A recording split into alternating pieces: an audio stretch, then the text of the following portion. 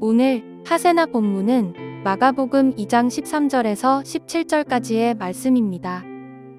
예수께서 다시 바닷가로 나가셨다. 무리가 모두 예수께로 나아오니 그가 그들을 가르치셨다.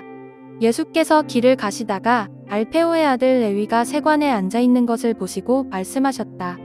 나를 따라오너라. 레위는 일어나서 예수를 따라갔다. 예수께서 그의 집에서 음식을 잡수시는데 많은 세리와 죄인들도 예수와 그의 제자들과 한자리에 있었다. 이런 사람들이 많이 있었는데 그들이 예수를 따라왔던 것이다. 바리새파의 율법학자들이 예수가 죄인들과 세리들과 함께 음식을 잡수시는 것을 보고 예수의 제자들에게 말하였다. 저 사람은 세리들과 죄인들과 어울려서 음식을 먹습니까? 예수께서 그 말을 들으시고 그들에게 말씀하셨다.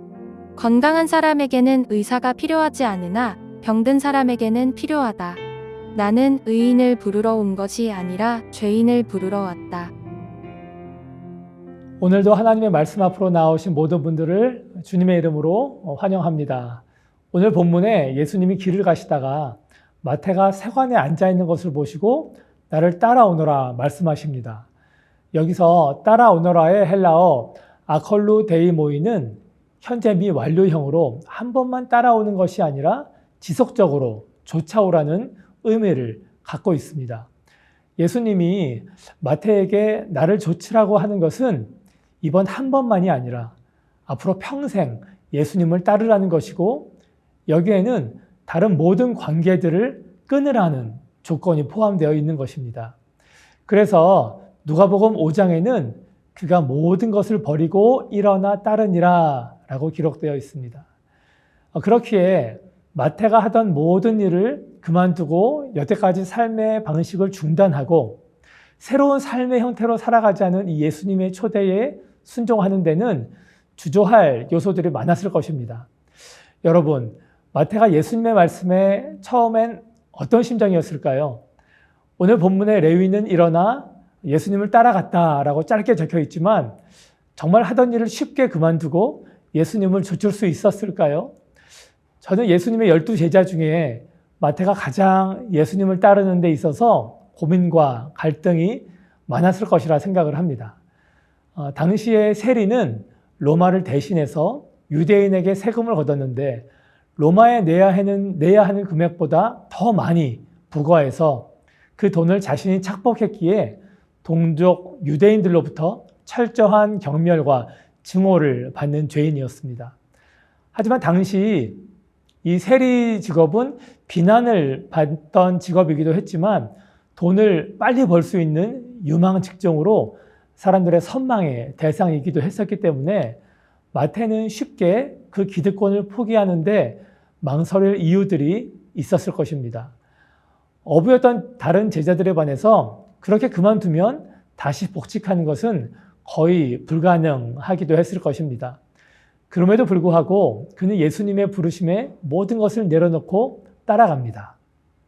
그리고 여러분, 예수님은 지나가다가 세관에 앉아있는 마태를 우연히 처음 보고 제자로 부르신 것일까요? 그렇지 않습니다. 예수님은 마태를 창세 전부터 알고 계셨고 제자로 부르실 것을 계획하셨습니다. 마태가 세상에서는 추악한 죄인이고 또 왕따받고 멸시받는 그 누구에게도 환영받지 못하던 존재였지만 그는 하나님이 아시고 또 사용하기 위해 구별된 존재였던 것입니다. 이 죄인 중에 죄인인 자신을 제자로 부르신 예수님의 초대가 마태에게는 얼마나 명예로운 초대였겠습니까? 그래서인지 마태는 동료 세리들을 부르고 그 자리에 예수님도 초대합니다. 누가복음 5장에는 마태가 큰 잔치를 벌였다고 하는데 이제 그들을 떠나서 새로운 삶을 사는 마태에게는 송별회이기도 하고 자축하는 의미의 잔치였을 것입니다. 개역 개정에서는 2장 15절에 많은 세리와 죄인들이 예수님을 따랐다고 했는데 당시의 종교 지도자들로부터 철저히 외면받던 그들이 예수님께서 죄인인 자신들과 또 함께 하시고 진실되게 대하시는 것을 경험하고 또 변화된 마태의 모습을 보고 그들 역시도 예수님을 따르게 되었던 것입니다.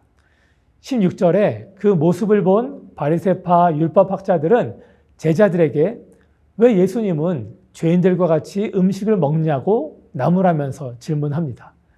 그 말을 들은 예수님은 그들에게 건강한 사람들에게는 의사가 필요 없고 병든 사람에게만 필요하고 자신은 의인이 아니라 죄인을 부르기 위해서 오셨다는 말씀을 하십니다. 그런데 여기서 건강한 사람에게는 의사가 필요 없다는 이 구절은 당시에 흔히 쓰이던 속담이었습니다.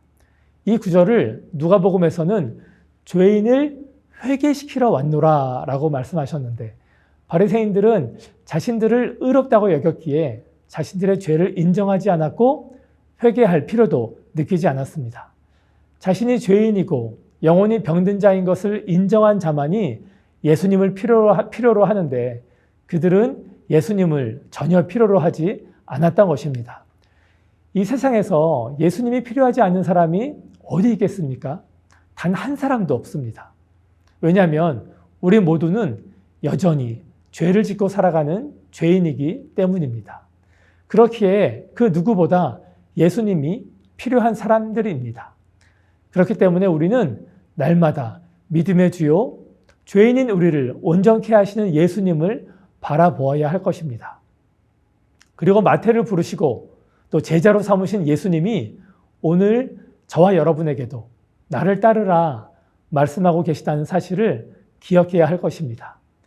이 영광스러운 예수님의 초대에 기쁨으로 순종하셔서 우리 남은 평생의 삶을 주를 따라가고 주님의 향기와 그분의 성품을 나타내는 참된 제자의 삶을 살아가시기를 주님의 이름으로 축원합니다. 오늘의 아시조는 층간 소음을 줄이기 위해 소음 방지용 캡을 부착하는 것입니다. 식탁 의자나 탁자, 가구를 끌 때 발생하는 소음이 생각보다 크다고 합니다. 보호 커버나 캡 부착이 되어 있지 않다면 이번 기회에 사용해 보면 어떨까요? 오늘의 아시죠? 함께 하시죠.